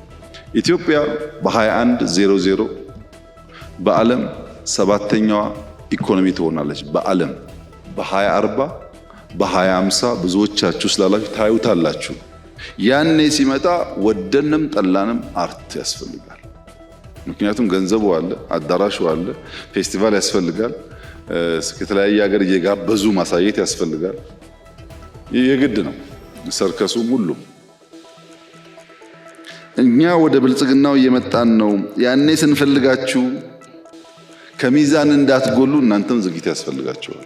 ዝግጅቱ መሰብሰብ 10 ማህበር እናም ሳይሆን መሰብሰብ ሰብሰብ ብላችሁ ብዙ ሰዎች አሉ እዚህ የተማሩም አሉ ልምድ ያላቸውም አሉ በጣም የተከበሩ ሰዎች አሉ እዚህ ውስጥ ምንም ችግር የለውም። እናንተም ቢያስተባብሯችሁ ችግር የለውም አሉ ትልቅ ሰዎች። ምንድነው ከባድ አይደለም እኮ አንድ ማህበር አደራጅታችሁ 5 ሰው መጥቶ ይሄ ሁሉ ሰው ሳይለፋ እኛንም ማስታወሱን እንጂ ይችላሉ። ወደዛ እደጉ እና ተዘጋጁ። በእኛ በኩል የቀረበውን ሊስት ወስጃቸዋለሁ። አሁን ኢንቨስትመንት የሚያስቸግረኝ ነገር አለ። እኔ ኢንቨስትመንት ስንት ሰው ነው ኢንቨስት የሚያደርገው? ከየት አመጥቶ ነው ኢንቨስት የሚያደርገው? ምናምን ጥያቄዎች ይነሱብኛል። እንደ ማህበር ያለው ጉዳይ ግን አያስቸግረኝም። ሰብሰብ ብሎ በተቋም ደረጃ የፌስቲቫል የሚመስለ ወይ ደግሞ የፊልም መስሪያ ቦታ ምናምን እሱ አይከብድም። እሱን ለማድረግ ግን ማህበሩ አንድ መሆን አለበት እንጂ በተለያየ ማህበር ከሆነ እንቸገራለን። ይሄን ታሳቢ አድርጋችሁ ሰብሰብ በሉ። በአዋጅ በፖሊሲ በምናምን ደግሞ ሲሆን እኔ ያግዛለሁ። አንድ በኢትዮጵያ ቪዥን ላይ የምትሰሩት እናመሰግናለን።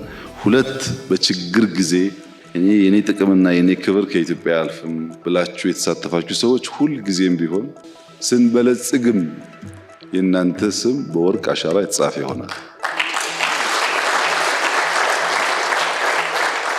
ያኔ ስንፈልጋችሁ እነዚህማ አያሸንፉም ከሚመጣው ጋር ምንስማማ ይሻላል ብላችሁ ደግሞ የከዳችሁ ሸሻችሁ እናንተ ደግሞ ይቅር ብለናችኋል። ቂም የለንም፣ ግን ኢትዮጵያን